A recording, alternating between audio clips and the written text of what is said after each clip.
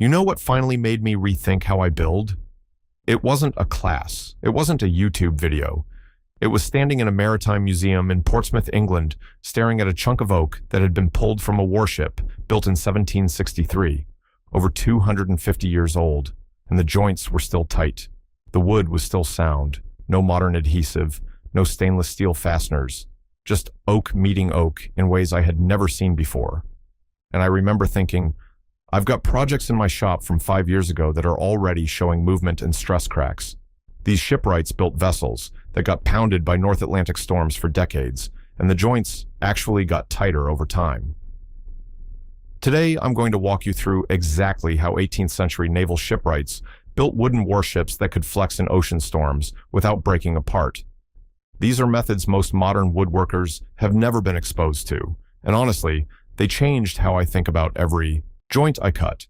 Plus, stick around to the end because I'm going to show you the old tar and tallow dip that preserved ship timbers for centuries and how you can adapt a version of it in your own shop. Let's get into it. 18th century naval shipbuilding is one of the most demanding woodworking traditions that has ever existed. These weren't decorative projects. These were floating structures that had to survive cannon fire, hurricane-force winds, and years of saltwater immersion. And the methods these shipwrights developed are still some of the most intelligent approaches to wood joinery and preservation I've ever come across. Once you understand the thinking behind how they worked, you start seeing your own projects in a completely different light. So let me start with who these craftsmen were and why their approach deserves your attention. The shipwrights, who built the great warships of the 1700s, were not what most of us picture when we think of old-time woodworkers. These were highly trained specialists, and in the English royal dockyards at places like Chatham, Deptford, and Portsmouth, they served formal apprenticeships that lasted 7 years. 7 years before they were trusted to cut structural joints on a warship. The Dutch yards were just as rigorous, and the two traditions constantly borrowed from each other as they competed for naval dominance. What struck me when I started studying their methods was the core philosophy that guided everything they did. They understood something that most modern builders have forgotten. Wood moves. It swells. It shrinks. It twists. It responds to moisture and temperature and load. And instead of fighting that movement with rigid fasteners and stiff adhesives, they designed around it. Every joint in a warship was meant to accommodate movement, not resist it. The whole ship was essentially a flexible shell. When a wave hit the hull, the structure would give slightly, absorb the energy, and return to shape. A rigid structure would have cracked apart in the first serious storm.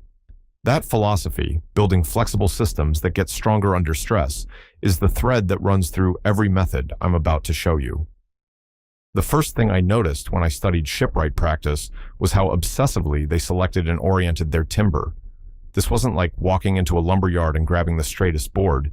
Naval shipwrights would go into the forest themselves, often years before construction began, and they'd identify trees whose natural curves matched specific parts of the ship. A branch that grew at a particular angle might become a knee joint connecting a deck beam to the hull. An oak with a natural sweep in the trunk might be earmarked for a stem or stern post. They called these compass timbers, and the genius of it was that the grain followed the curve of the finished piece.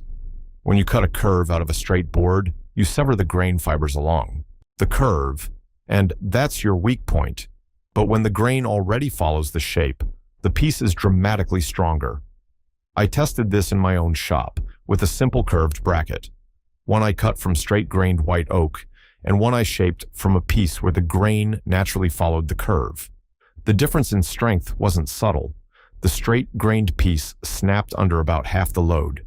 That lesson alone changed how I look at every piece of wood I pick up. The shipwrights also preferred English oak that had been air-dried for at least 2 to 3 years. They understood that kiln drying, or rushing the process, made the wood brittle.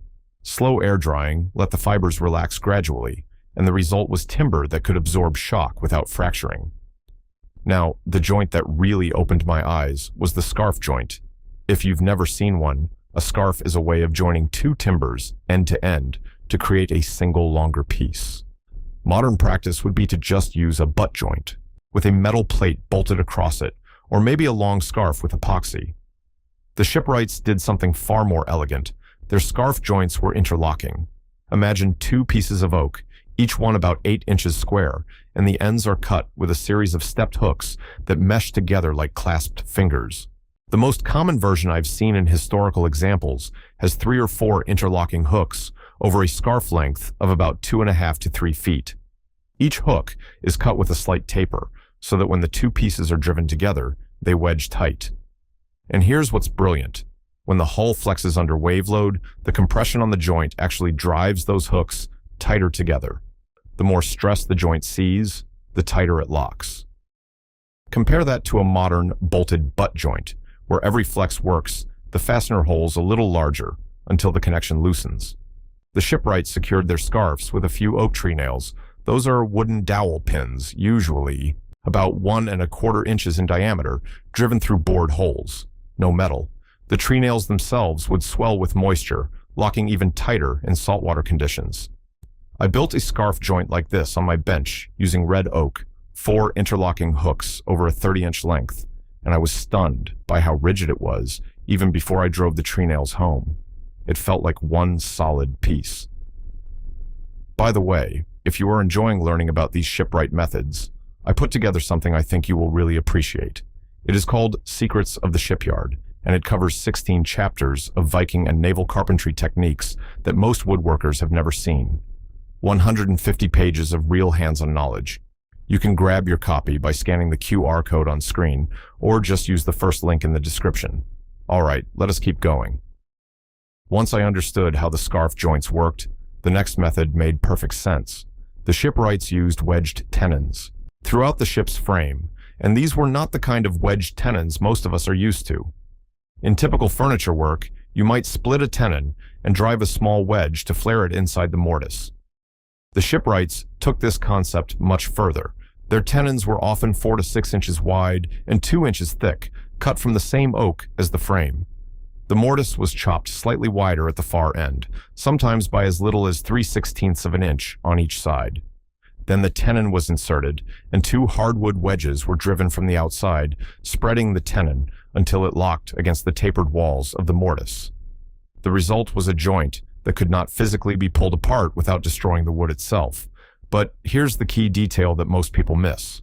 Because the wedges were driven from the outside, a shipwright could remove them during a refit, knock the tenon free, replace a damaged timber, and reassemble the joint as tight as the original. These ships were designed to be repaired, not discarded. That's a concept most modern construction has completely abandoned. I've started using this wedging technique on workbench legs and sawhorses, and the difference in joint strength compared to a standard drawboard mortise and tenon is remarkable. The joint simply does not move. This next method is the one that really challenged my assumptions. When the shipwrights planked a hull, they deliberately left small gaps between the planks. Not much, usually about 1/8 of an inch on a plank that might be 4 inches wide and 2 to 3 inches thick. To a modern woodworker, that sounds like sloppy work, but it was completely intentional. Those gaps were then packed with oakum, which is loose fiber from old hemp rope, using a caulking iron and a wooden mallet.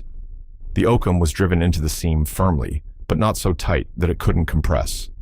Then the seam was sealed over with hot pitch. When the hull went into the water, the planks swelled and compressed the oakum into a watertight seal that actually improved over the first few weeks of immersion. If the planks had been fitted tightly from the start, that swelling would have had nowhere to go, and the planks would have buckled or the fasteners would have been sheared right off. The shipwrights understood that you have to give wood room to do what wood does. I think about this every time I'm tempted to glue up a tabletop with joints so tight there's zero room for seasonal movement.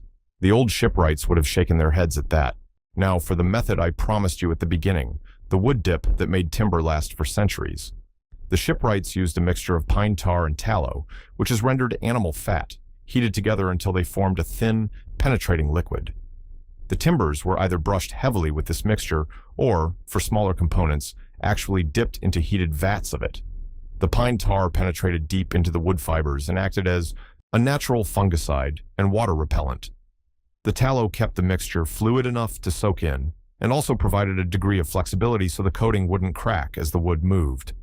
I've seen oak timbers treated this way that were salvaged from ships after more than 100 years in saltwater, and the wood underneath was still in remarkable condition. The modern equivalent people reach for is usually a film-forming finish like polyurethane or an epoxy seal. But those sit on the surface, and once they crack, which they inevitably do with wood movement, moisture gets behind them, and you get rot from the inside out. The tar and tallow approach works from within the wood, not on top of it. You can buy authentic pine tar today from Scandinavian suppliers, and you can mix it with linseed oil as a tallow substitute. I've used a 50-50 blend of pine tar and boiled linseed oil on outdoor project legs and fence posts, and after 3 years of New England weather, they show virtually no degradation. It's not pretty, it turns the wood dark brown to black, but for anything structural or outdoor, it's the most durable treatment I've ever used. Let me share some patterns I've noticed over the years, things I used to do myself that Shipwright methods handle completely differently. The first pattern is reaching for metal fasteners as the primary connection. Most of us drill and screw because it's fast, and we trust the holding power. But metal and wood expand at different rates. Over time, screw holes elongate, bolts loosen, and the joint degrades. Shipwrights used wooden tree nails that moved with the timber and actually tightened in wet conditions. The second pattern is making joints as tight as possible with no room for movement. I used to take pride in joints where you couldn't see a gap. But tight isn't the same as strong. Shipwrights built in controlled clearance so that swelling and shrinking wouldn't generate destructive internal stress. The third pattern is relying on adhesives to compensate for mediocre joinery. Modern glues are incredible, but they create a rigid bond in a material that isn't rigid. The Shipwright approach was to make the joint geometry do the work. The glue, or in their case, the lack of it, was irrelevant because the mechanical interlock was so strong. The fourth pattern is using straight-grained stock for curved components. We do it because that's what the lumber yard sells. But as I showed earlier, cutting across the grain to create a curve destroys the very fibers that give wood its strength. Seeking out naturally curved grain for curved parts is one of the simplest and most impactful changes you can make. The good news is, once you see these patterns for what they are, you can start shifting your approach one project at a time. Now, for that bonus tip I promised. This is a layout technique I learned from studying Shipwright drafting methods, and I use it every single day now. When the Shipwrights needed to transfer a complex shape from one timber to another, they didn't use rulers and measurements the way we do. They used what they called a tick strip, which is just a thin, flexible batten of clear-grained softwood, maybe a 1/4 inch thick and 1 inch wide.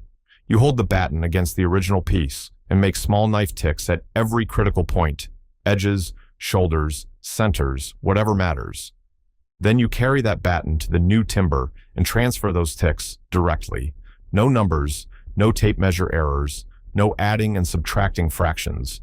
The shape transfers perfectly every time because you're comparing wood to wood, not wood to numbers.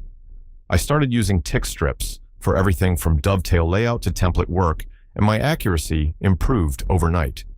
It's the kind of quiet, practical wisdom that you won't find in most modern woodworking books, but once you try it, you'll wonder why you ever did it differently. One more thing before I let you go. I spent a long time gathering the best traditional shipwright methods I have come across, and I put them all into a book called Secrets of the Shipyard. 16 chapters of techniques that most modern woodworkers have never seen, with hand-drawn illustrations and clear explanations you can actually follow in your shop. Scan the QR code on screen right now, or grab it from the first link in the description. I appreciate you watching, and if you want more of these deep dives, make sure to subscribe. I will see you in the next one. Thanks for spending some time in the shop with me today. I'll see you soon.